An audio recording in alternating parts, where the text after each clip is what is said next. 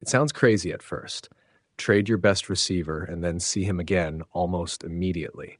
But that's exactly the situation building around A.J. Brown. And it's not just a rumor anymore. It's a scenario the Philadelphia Eagles might be quietly preparing for. Because while the trade talks haven't fully broken open, something else just did. The Eagles and the New England Patriots have already discussed joint practices this preseason. Not a game, not a distant possibility. Direct, physical, competitive practices, likely in Foxborough. And suddenly, this isn't just about whether Brown gets traded, it's about when. Right now, everything feels split. One day, Brown looks locked into Philly's plans. The next, a post-June Warren deal feels inevitable. The front office hasn't shut the door. They've just slowed the clock.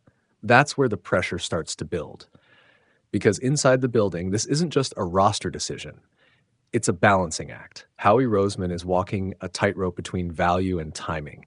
Move too early and you lose leverage. Wait too long and you risk losing control of the market. So he's doing neither. He's holding the line, keeping the asking price high, letting the market come to him. And the market just shifted. The Jaylen Waddle deal reset expectations. Younger, yes, but not by much. And suddenly, Brown, a proven, physical, top-tier receiver, looks like he should command even more. Possibly a first-round pick. Maybe more than one asset if the bidding gets aggressive. That changes everything, because now this isn't about whether teams want Brown, it's about whether they can afford him. And that's where New England enters the story in a serious way. With Mike Vrabel shaping a new identity and a roster still searching for a true number one receiver, the fit makes sense. The need is obvious. And if a deal happens after June 1st, the financial hit becomes manageable. Which brings us to the turning point. If Brown is traded and if these joint practices happen, he won't have to wait for the regular season to face his former team. He'll line up across from them within weeks. Same players, same system, same tendencies. No time to reset, no time to forget. That's not normal. That's personal. And that's where the situation goes from strategic to volatile.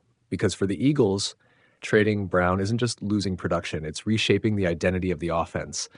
It's asking when Hurts can maintain elite efficiency without his most physical target. It's trusting that new pieces, like Elijah Moore, can fill a role that isn't easily replicated. And for Brown, it's immediate pressure, new system, new expectations, and a near instant test against the team that decided to move on. That's the kind of moment that defines narratives before week one even begins. So now the clock is ticking. The Eagles don't have to trade him, but they're clearly preparing like it's still on the table. And if it happens, this won't be a clean break. It'll be a collision course. One decision, one deal, and a reunion that comes a lot faster and hits a lot harder than anyone expected